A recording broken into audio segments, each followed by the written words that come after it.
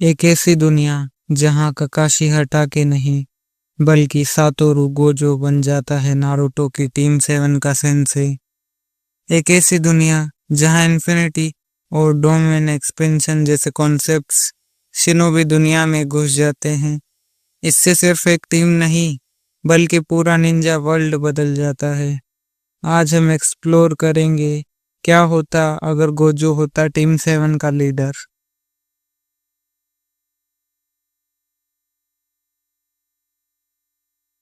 Gojo के under training का मतलब होता इम्पॉसिबल को पॉसिबल बनाना।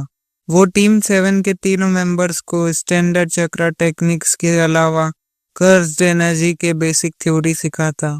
कर्स्ड एनर्जी के जरिए नारुतो अपना चक्रा कंट्रोल सुधारता, सास्के टेक्टिकल अवेयरनेस डेवलप करता और साकुरा सिर्फ मेडिकल निंजा नहीं, एक हाई लेवल रीइंफोर्समेंट यूजर बन जाती। फाइनली साकुरा यूजफुल बन जाती। इस नए ट्रेनिंग स्टाइल का मतलब था कि टीम 7 3 महीने में वही अचीव कर लेती जो बाकी टीम सालों में करती हैं।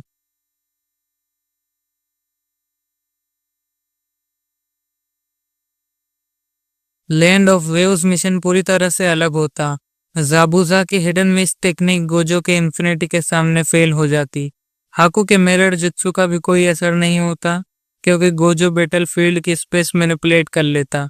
बिना किसी कैजुअलिटी के मिशन क्लीनली कंप्लीट हो जाता।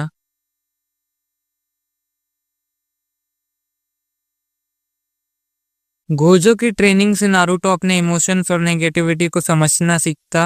यही वो फाउंडेशन होती जो उसे कुरामा के चक्रा को अगली कंट्रोल करने में मदद करती है। उसका रासेंगान कर्स्ड एनर्जी से रीइंफोर्स होने लगता है और वो मैच्योर भी हो जाता है बिना जिराया के लॉन्ग टर्म ट्रेनिंग के।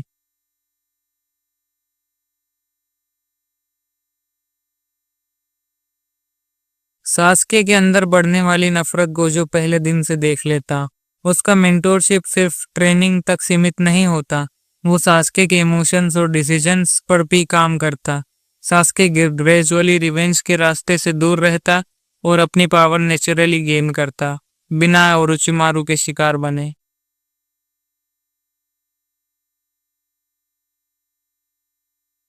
जून इन एग्जाम्स के बाद ओरोचिमारू का कोनोहा पर हमला भी फेल हो जाता है। जब वो हिरोजिन को मारने की कोशिश करता है, वो जो बीच में आ जाता है, एक सिंगल होलो पर्पल टेक्निक से वो ओरोचिमारू के संबंध स्नेक्स और आर्मी को हटा देता है। हिरोजिन जिंदा रहता है और विलेज की डिस्ट्रक्शन बिल्कुल नहीं होती है।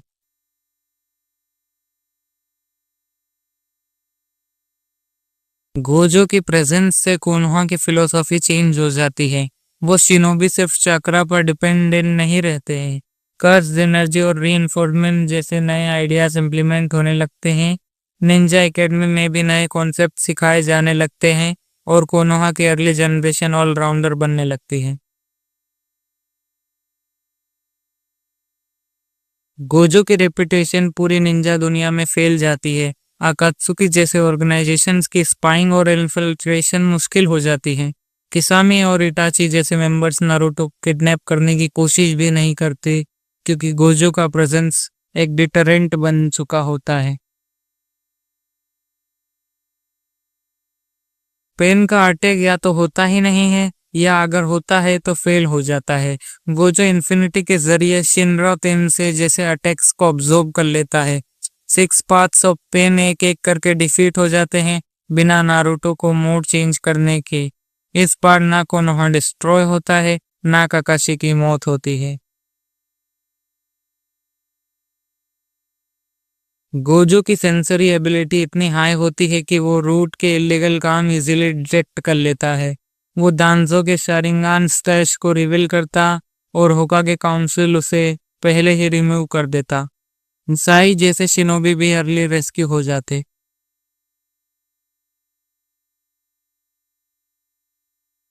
नारुतो और सास्के दोनों गोजो के अंदर गॉड लेवल बन जाते हैं। उनका सिंक्रोनाइजेशन और मैच्योरिटी पहले ही डेवलप हो जाती है। तोबी का मून साई प्लान फेल हो जाता है और कागुया का रिवाइवल या तो होता ही नहीं है या जल्दी सील हो जाता। वॉर आर्क की मैसिव कैजुअलिटीज अवॉइड हो जाती। सातोरू गोजो का टीम 7 का सेंसे बनना एक अल्टरनेट टाइमलाइन नहीं, एक अल्टरनेट रियलिटी क्रिएट करता। नारुतो जल्दी होकागे बन जाता, सास्के लीफ का प्रोटेक्टर बनता और साकुरा एक टॉप टियर कॉम्बैट हीलर होती। कोनोहा एक हाइब्रिड जित्सु कल्चर का पायोनियर बन जाता। यह दुनिया कम पेनफुल और ज्यादा स्टेबल होती गोजो की मेंटोरशिप की वजह से। अगर आपको अल्टरनेट टाइमलाइन पसंद आई तो इस वीडियो को लाइक करें, शेयर करो और नीचे कमेंट में बताओ अगला क्या देखना चाहोगी। मिलते हैं नेक्स्ट एपिसोड में हिडन टाइमलाइन के एक नए ट्विस्ट के साथ।